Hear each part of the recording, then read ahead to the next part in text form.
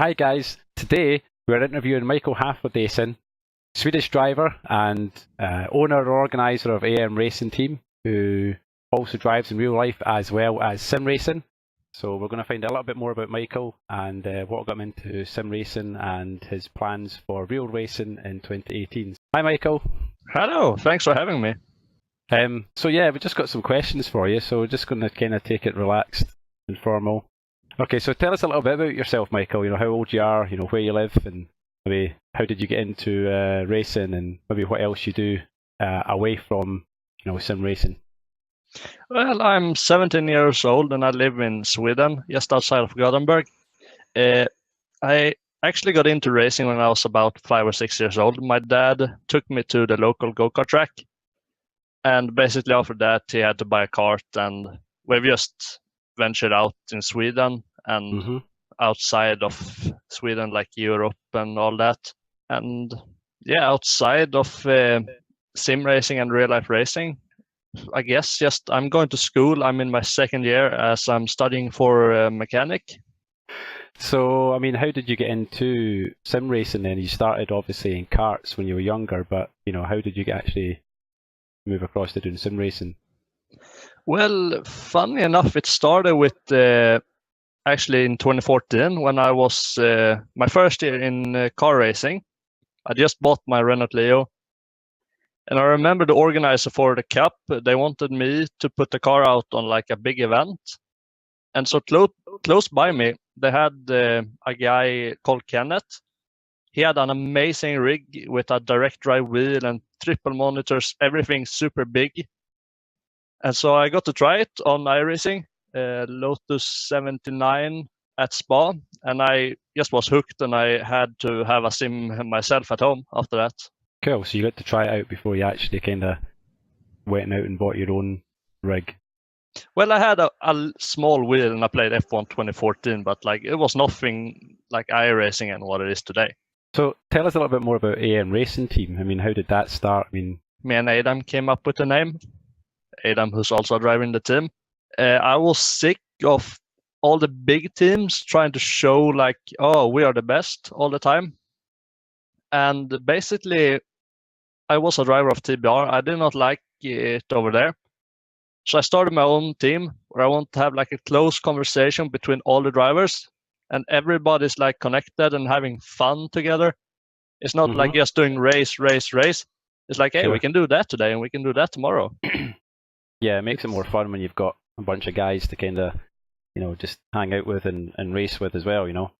Yeah, I'm sure people have seen some of your streams. I mean, we're quite a relaxed group, I'd say.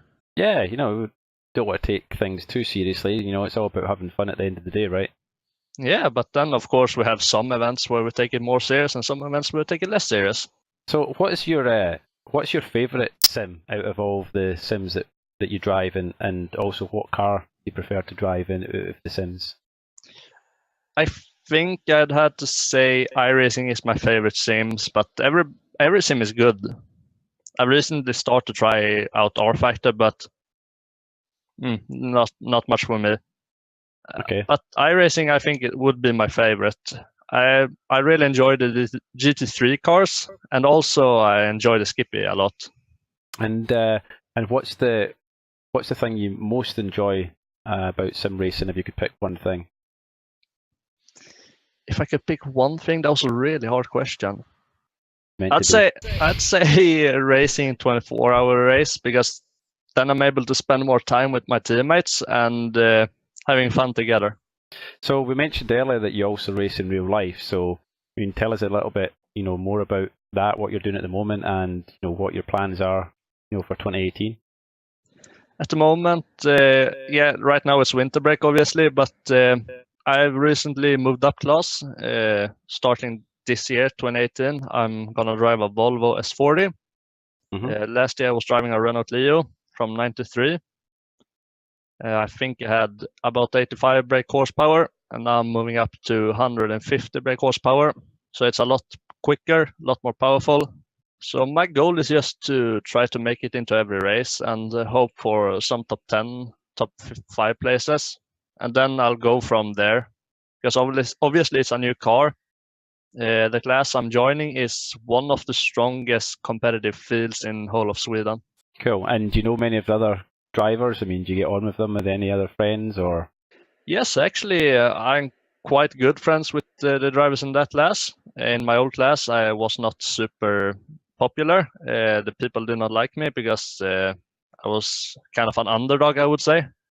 But yeah, also I have Adam, my friend, who's also racing in AM Racing Team in the sim racing.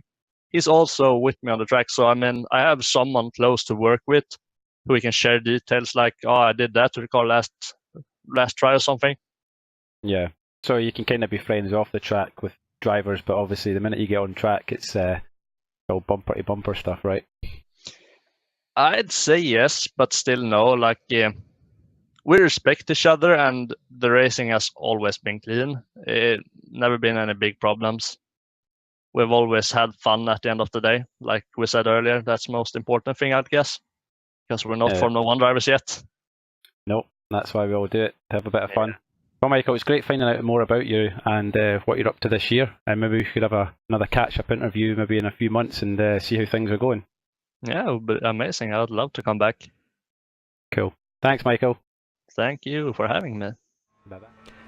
So Michael's going to be the first driver to take the Hot Lap Challenge, which is 3 laps around Lime Rock Chicane in iRacing. Here he is, just coming on to the start-finish straight for the first time to start his first flying lap.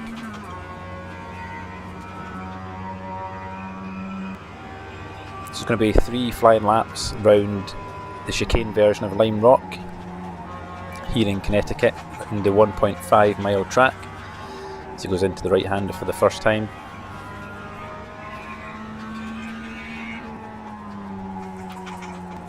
Keeping it nice and steady through the left hander.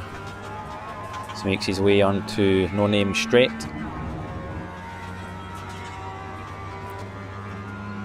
Of course, this is the tricky version of Lime Rock with the chicane here up at the top of the hill.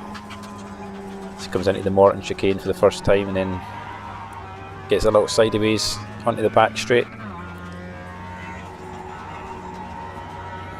In through West Bend and then drive down the hill into Downhill Bend, I think it's called. And that's Michael completing his first lap round here at Lime Rock.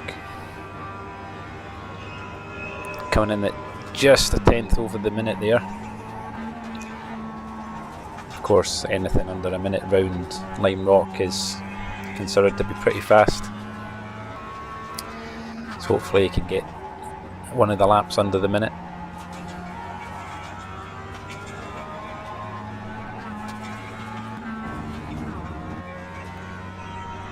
Of course, such a short track means that every corner is vital. You know, you can lose and gain so much time just in one corner, one bad exit. As he gets, just keeps it on the track there, come out of the chicane.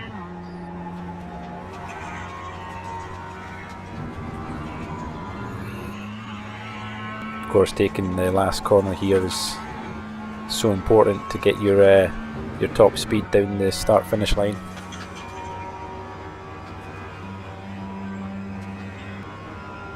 Michael completes the first lap, second lap, slightly slower than the first lap.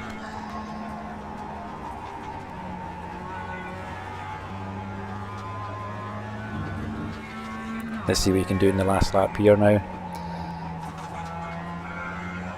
Gets a good exit out of the left-hander. Carries a lot of speed onto No Name Straight.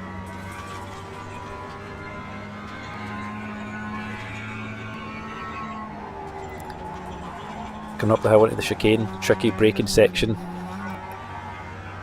Just keeps it on the track inside the cones. Coming to West Bend. This looks much faster than the previous laps. And at the final turn for the last time. And here he comes to come across the line. Can he do it? And he does it.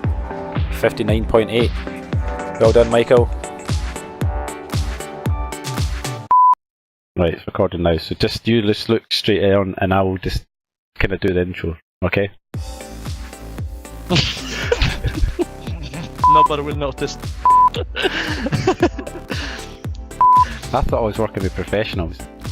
Basically, if you're trying to work with me, I'm like a 7-year-old. Well, I'll do it. You're not allowed to say something like that because I'm gonna laugh for ages more. What I'll do is we'll just take a photograph, like a still image, right? And then we'll just record audio. This is serious. Hi guys, today we're going to be interviewing Michael Haflidason. Stop talking. Hey guys. It's going to make a lot of outtakes in this video. Michael, you have to focus.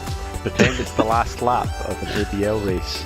You have to do like take 1, take 2, take 500. Cut. I'd get Sanchinelli to do that. I'm sorry. Breathe.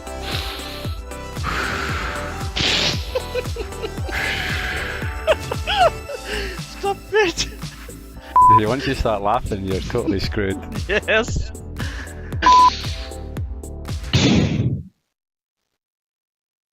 I'm listening. No, but you can do like, and then you can do the bloopers. Take 3.